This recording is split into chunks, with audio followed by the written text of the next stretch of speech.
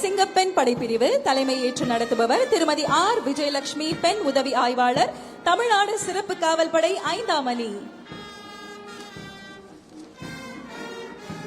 அணிவகுப்பில் 5ஆவதாக மாநில காவல் வாத்திய குழு, சென்னை பெருநகர குடலுதும் குழு மற்றும் ஆயுதப்படை வாத்திய குழு.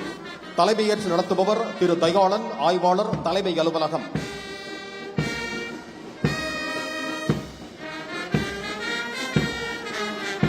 அணிவகுப்பில் அடுத்ததாக தமிழ்நாடு சிறப்பு காவல் ஆண்கள் படைப்பிரிவு தலைமை ஏற்று நடத்துபவர் திரு முத்துமாரி, உதவி ஆய்வாளர், தமிழ்நாடு சிறப்பு காவல் படை பயிற்சி மையம். அணிவகுப்பில் 7ஆவதாக கமாண்டோ படைப்பிரிவு தலைமையேற்று நடத்துபவர் திரு மகேந்திரன், உதவி ஆய்வாளர், தமிழ்நாடு சிறப்பு காவல் படை 11ஆம் அணி. அணிவகுப்பில் அடுத்ததாக நீலகிரி படைப்பிரிவு தலைமை ஏற்று நடத்துபவர் திரு ஸ்ரீஜித், உதவி ஆய்வாளர், தமிழ்நாடு சிறப்பு காவல் படை 4ஆம் அணி. அணிவகுப்பில் 9ஆவதாக குதிரைப்படை பிரிவு தலைமையேற்று நடத்துபவர் திரு எல் சரத்குமார், உதவி ஆய்வாளர், சென்னை பெருநகர காவல்.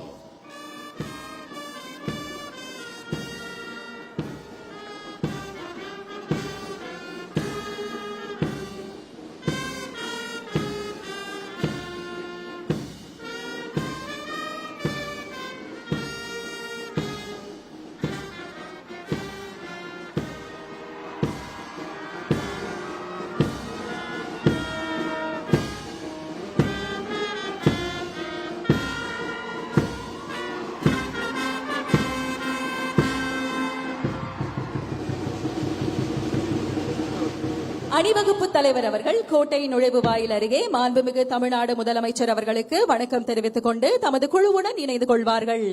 The parade commander has alighted from the vehicle, saluted the Honorable Chief Minister and is now marching to take his position in front of the police contingent.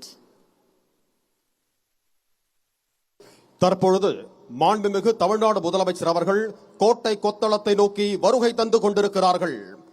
பிறப்பொக்கும் எல்லா உயிர்க்கும் சிறப்பொவ்வா செய்தொழில் வேற்றுமையான் என்ற ஐயன் திருவள்ளுவரின் சமத்துவ சிந்தனையை அடிப்படையாக கொண்டு பிறப்பால் எந்த வேற்றுமையும் இல்லை,